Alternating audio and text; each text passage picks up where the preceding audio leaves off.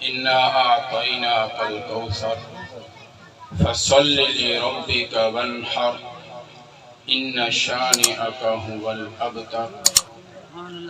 وقال النبي صلى الله عليه وسلم لا يؤمن أحدكم حتى أكون أحب إليه من والده وولده والناس أجمعين. صدق الله وصدق رسوله النبي الكريم ونحن على ذلك لمن الشاهدين والشاكرين والحمد لله رب العالمين.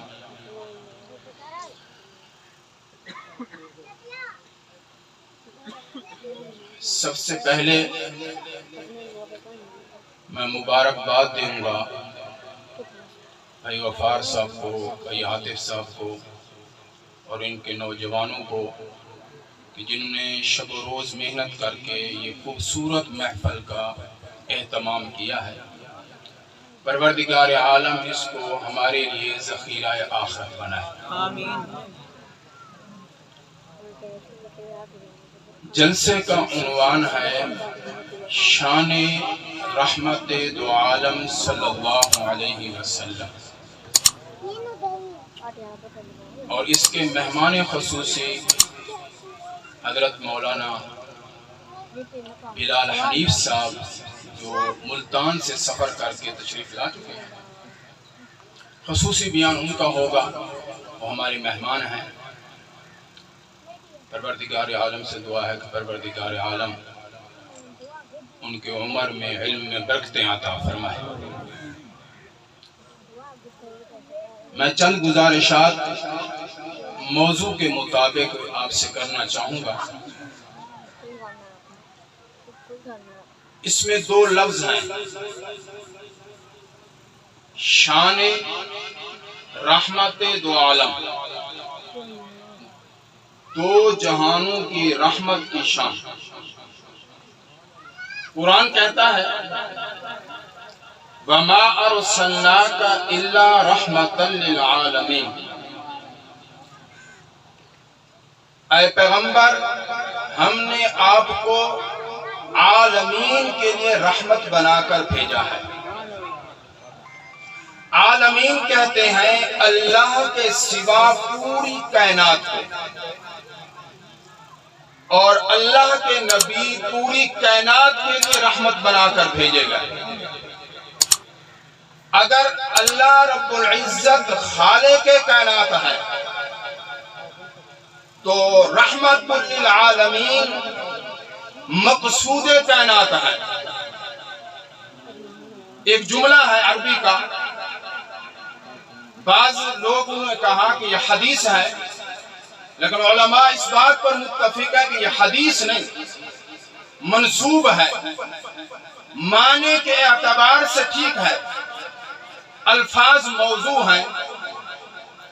وہ جملہ یہ ہے کہ اللہ نے اپنے رسول، اپنے حبیب خاتم النبیین محمد الرسول اللہ سے فرمایا لولاک لما خلقت الافلاق. اے پیغمبر، اگر میں نے آپ کو دنیا میں مبعوث نہ کرنا ہوتا تو میں اس دنیا کو نہ سجاتا. یہ دنیا کی سجاوٹ، زمین کا بچھانا، دریاؤں کا چلانا، پہاڑ کا گاڑا جانا، یہ ہوا و فضا، یہ اتنی مخلوقات، اتنا اہتمام میں نے صرف اس لیے کیا ہے اے محبوب آپ کو دنیا میں بھیجنا تھا، اس لیے میں نے دنیا کو وجود بخشا ہے.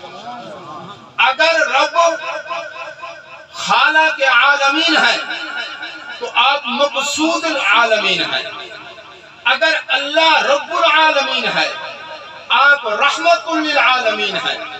اور جو کتاب ملی وہ ہدی للعالمین ہے، تمام جہان والوں کے لیے ہدایت ہے. ایک سوال ہے، سوال یہ ہے عالم میں، میری طرف توجہ سے ذرا، جہان میں انسان، جن، فرشتے، ساری مخلوقات نباتات، حیوانات، شجر و حجر، ساری مخلوق داخل ہے۔ کیا پیغمبر علیہ السلام ساری مخلوق کی طرف بھیجے گئے؟ تو قرآن کا معنی یہی ہے، وَمَا أَرْسَلْنَاكَ إِلَّا رَحْمَةً لِلْعَالَمِينَ۔ پیغمبر صرف انسانوں کے لیے رحمت بنا کر نہیں بھیجے گئے، صرف ایمانداروں کے لیے رحمت بنا کر نہیں بھیجے گئے، صرف مومنوں کے لیے رحمت بنا کر نہیں بھیجے گئے، بلکہ پورے جہان کے لیے رحمت بنا کر بھیجے گئے۔ اب سوال یہ ہے، انسان میں شعور ہے، عقل ہے، جن میں ایک عقل ہے، محدود عقل فرشتوں میں ہے، شجر میں کیا عقل ہے، حجر میں کیا عقل ہے، اور جانور میں کیا عقل ہے؟ قرآن اس کا جواب دیتا ہے۔ اللہ رب العزت نے فرمایا کہ ہم نے سب چیز کو عطا کیا ہے، پیدا بھی کیا ہے، اور اس کی مناسبت کے برابر شعور بھی عطا کیا ہے۔ یہ ہر چیز کو شعور دیا ہے۔ اس کا شعور انسان کے برابر نہیں ہو سکتا، اس کا شعور کسی اور چیز کے برابر نہیں ہو سکتا، اس کا شعور اس کے برابر ہے۔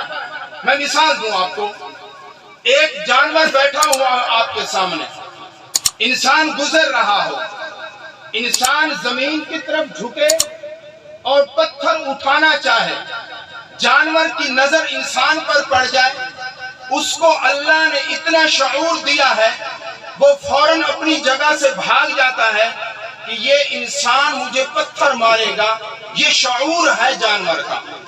حجر کو بھی شعور ہے، شجر کو بھی شعور ہے، انسان کو تو شعور ہے اس کی ذات کے برابر۔ دنیا کائنات کی ساری چیزوں میں اللہ نے شعور رکھا۔ ایک حدیث مبارک سنیں، حضرت انس بن مالک رضی اللہ تعالی عنہ فرماتے ہیں، حضور صلی اللہ علیہ وسلم مدینہ میں ہیں، اللہ کے پیغمبر صلی اللہ علیہ وسلم مدینہ میں تشریف فرما ہے۔ انصار میں سے صحابہ حاضر ہوئے، اے اللہ کے پیغمبر، ایک اونٹ ہے جو بگڑ چکا ہے، وہ نہ ہل جوتا ہے، نہ پانی بھرنے کے لیے ہماری، نہ سواری کرنے کے لیے ہمیں ہاتھ لگانے دیتا ہے، نہ نکیل ڈالنے دیتا ہے، ایک احاطے میں کھلا ہوا ہے۔ اے پیغمبر، آپ چل کر دیکھ لیجئے۔ یہ شکایت کی، حضور صلی اللہ علیہ وسلم نے صحابہ کو ساتھ لیا۔ البدایہ والنہایہ والے نے لکھا ہے، حضور صلی اللہ علیہ وسلم اس احاطے میں پہنچے، اللہ کے پیغمبر جانے لگے اونٹ کی طرف۔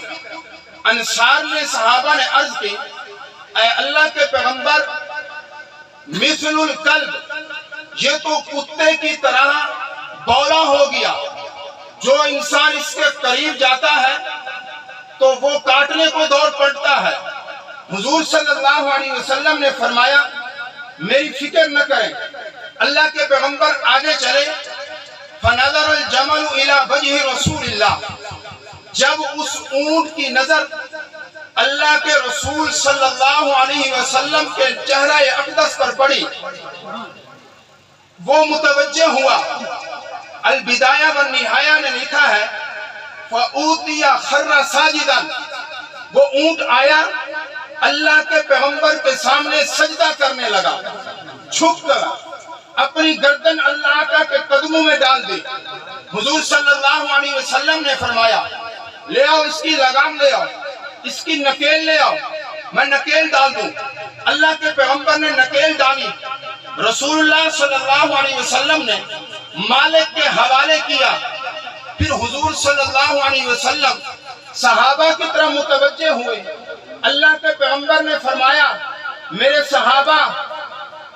صحابہ یعلم کل شیء فی الارض ولا فی السماء، زمین و آسمان میں جتنی چیزیں ہیں مجھ پیغمبر کو پہچان گئی ہے، اگر کسی نے نہیں پہچانا تو وہ انسان اور جن ہے۔ یہ شعور ہے، کس چیز کا شعور ہے؟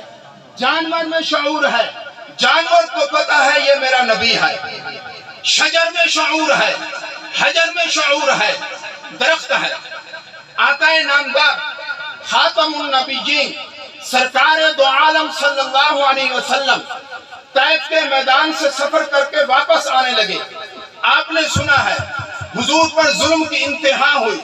पैगंबर जब शहर से निकल चुके थे, हुजूर एक वादी में आकर बड़े गमगीन बैठे हुए हैं।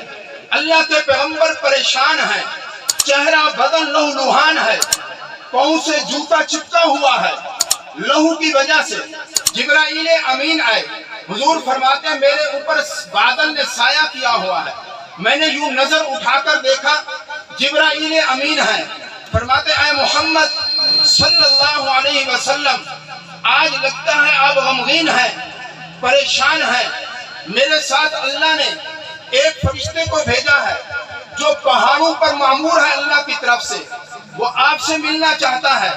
अगर आप हुक्म दें, तैफ दो पहाड़ों के दरमियान में वादी है, दोनों पहाड़ों को मिलाकर इनका सर कुचल दें, इनकी नस्ल को खत्म कर दें।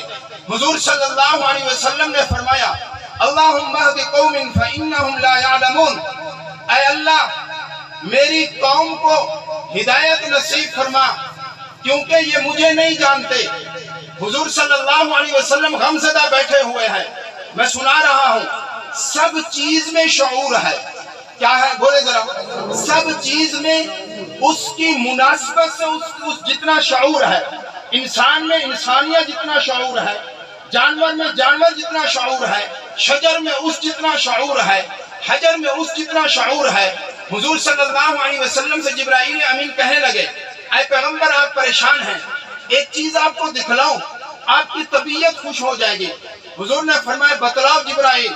अल्लाह के पैगंबर से जिब्राइल अमीन अर्ज करते हैं, ऐ रसूलुल्लाह सल्लल्लाहु अलैहि वसल्लम, वादी की उस तरफ वो जो दरख्त खड़ा है, आप अपनी उंगली के इशारे से उसको बुलाए जरा।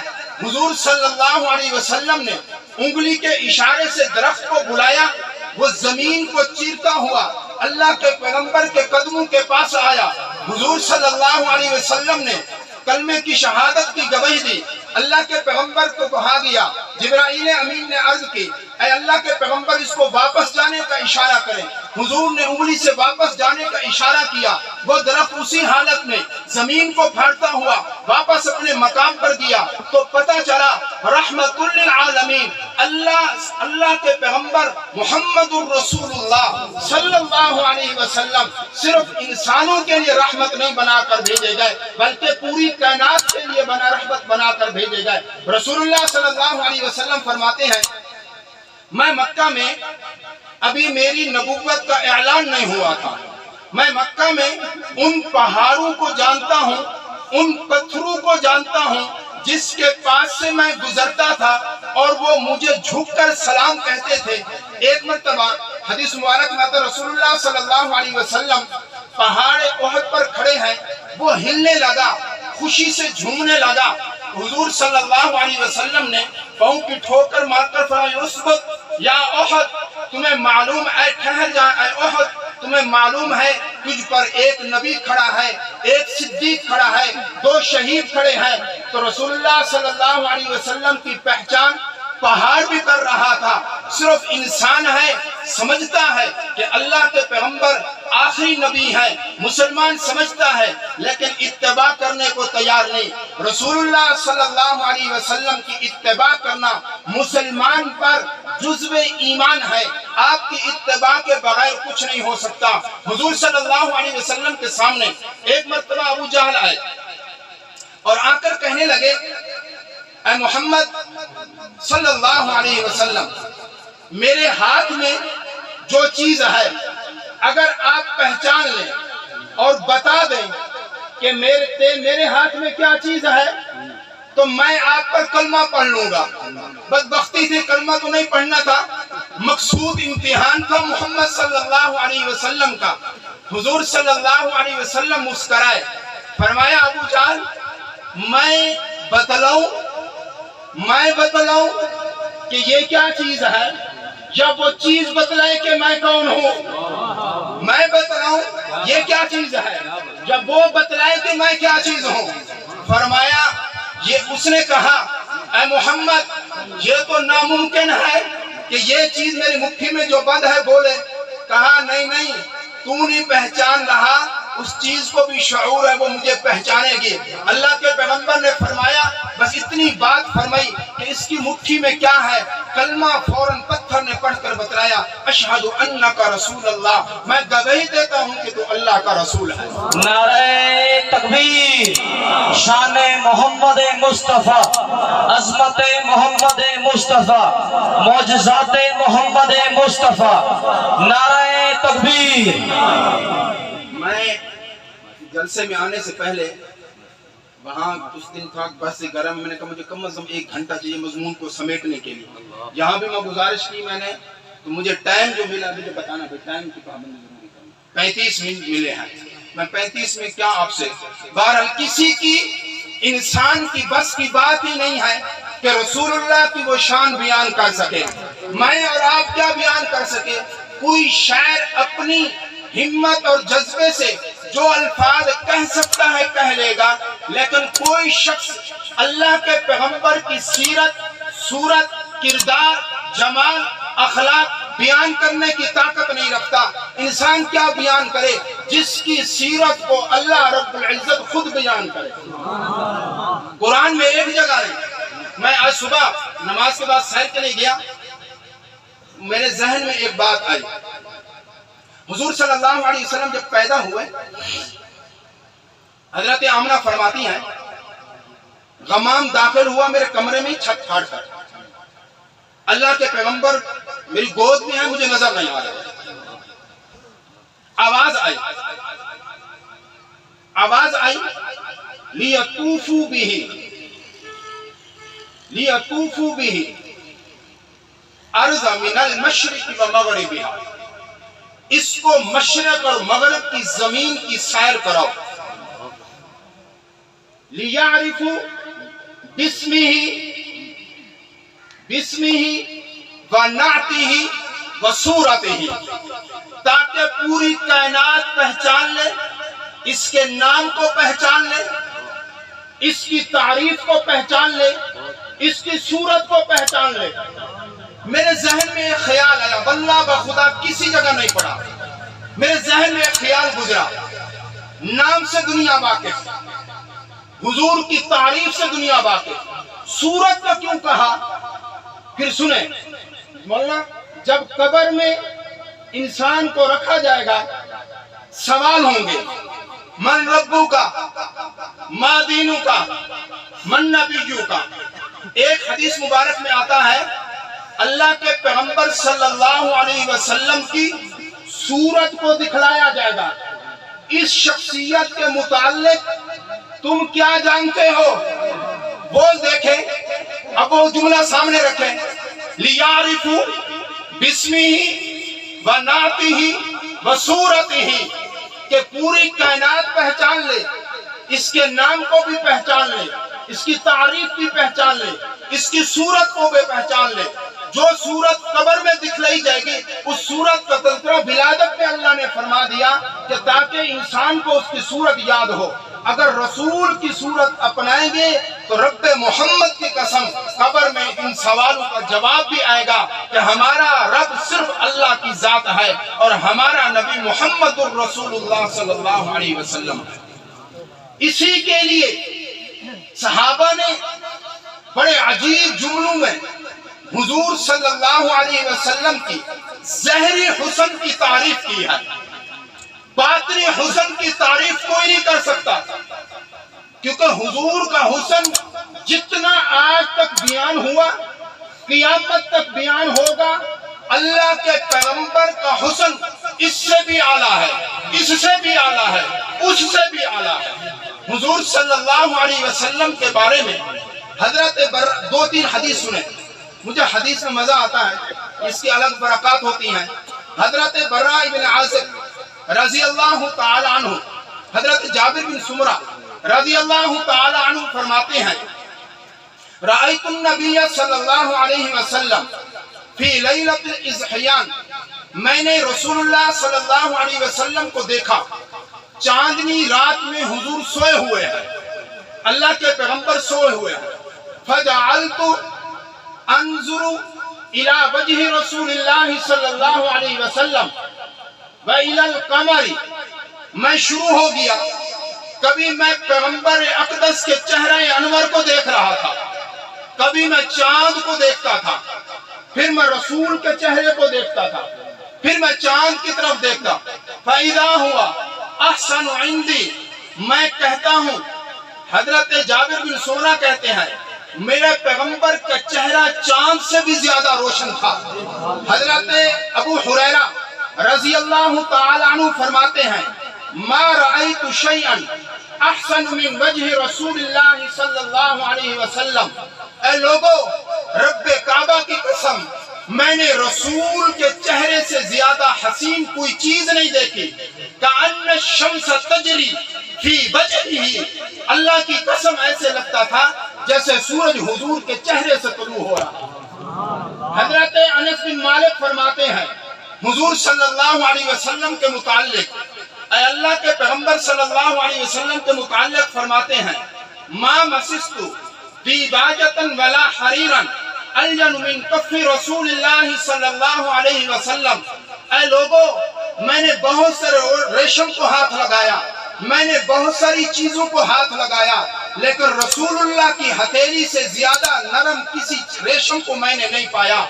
اللہ کے پیغمبر آگے فرمایا ما شممتو، میں نے کوئی خوشبو ایسی نہیں سونگی جو رسول اللہ کے پسینہ پہ سے زیادہ خوشبو ہو جی، لیکن اللہ کے پیغمبر صلی اللہ علیہ وسلم کے جسم اقدس سے ایسی خوشبو آتی تھی۔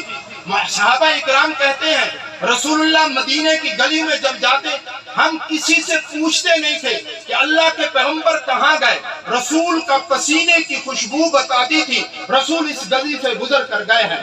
اللہ کے پیغمبر صلی اللہ علیہ وسلم مدینہ میں دوپہر کے وقت قیلولہ کرنے کے لیے حضرت ام سلیم رضی اللہ تعالی عنہ کے گھر میں آرام کرنے کے لیے تشریف لاتے ہیں۔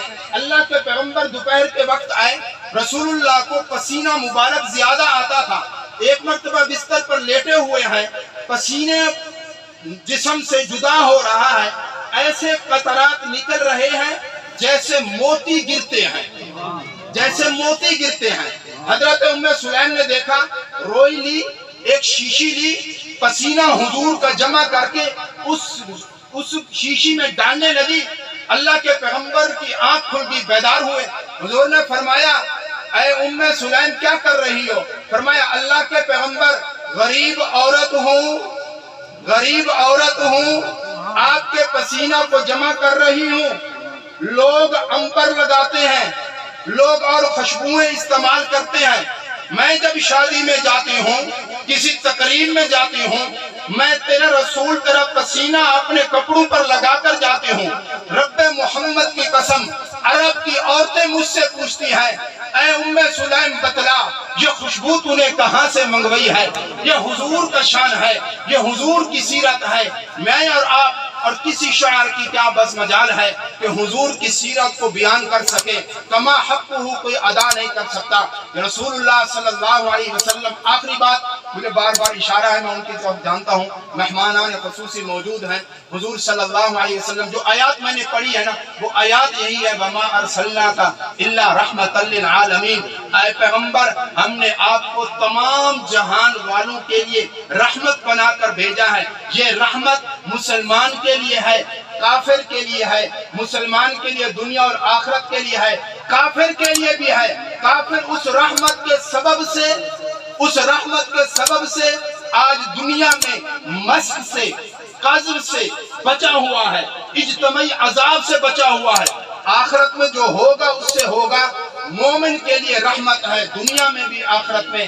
اللہ تعالیٰ مجھے کہا سنے پر عمل کی توفیق نصیب فرمائے۔ وآخر دعوانا ان الحمدللہ۔